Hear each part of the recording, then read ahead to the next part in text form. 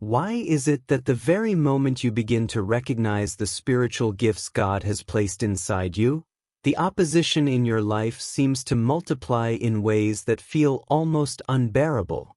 The answer is hidden in the reality that your gift is not just for you. It is for the kingdom, it is for deliverance, it is for breakthrough, and the enemy knows that if you ever fully step into it, darkness will lose its grip on every soul your gift was meant to touch. This is why you feel targeted in unusual ways, why you are misunderstood even by those closest to you, and why circumstances seem to rise like storms against you the moment you try to walk in obedience. Paul told Timothy to stir up the gift of God, 2 Timothy 1 verse 6, but notice that this command comes alongside warnings of fear, opposition, and hardship, because the enemy never attacks what is powerless, he only attacks what threatens him. Your prophetic insight, your healing hands, your voice of intercession, your ability to discern spirits, these are not natural skills. They are weapons forged by God, and when you begin to wield them, hell itself takes notice.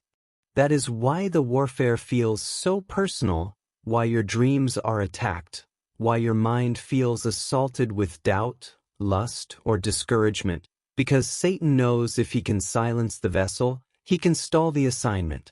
You think it is strange that you battle loneliness, rejection, or betrayal, but these are not coincidences. They are strategic fiery darts aimed at making you question whether you are truly chosen, much like Joseph's brothers hated him for the dreams God gave him, trying to strip him of his coat before he could reach the palace.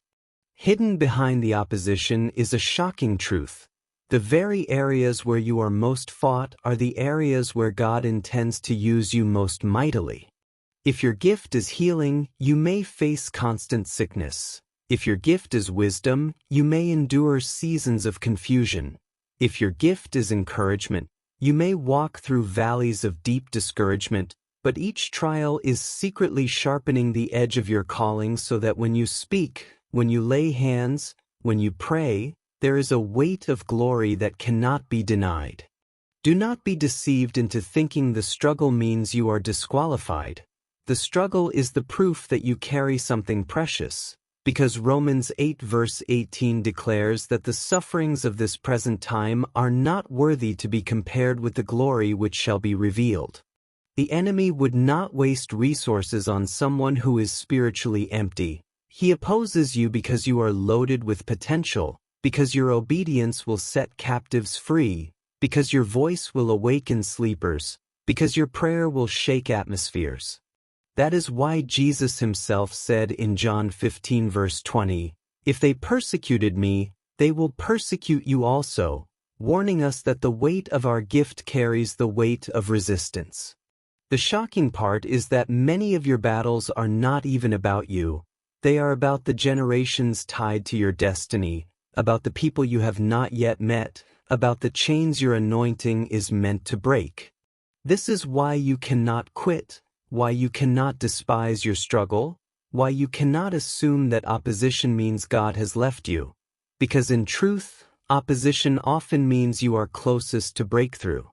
Like Nehemiah building the wall under constant threat, like David anointed but hunted by Saul, like Paul carrying revelation while being imprisoned, your gift does not eliminate battles. It attracts them. But here is the hidden warning and the encouragement. If you stop fighting, if you allow discouragement or sin to silence you, the enemy wins by default. Yet if you keep pressing, if you endure with faith, if you continue to walk in the Spirit, Galatians 6 verse 9 promises you will reap in due season if you faint not. So the question is not why the opposition is there. The real question is whether you will recognize it as confirmation that you are chosen and rise up anyway. Your gift is costly, your calling is weighty, but the reward is eternal, and though every attack screams at you to surrender, heaven is whispering, "Do not give up, for the crown is waiting."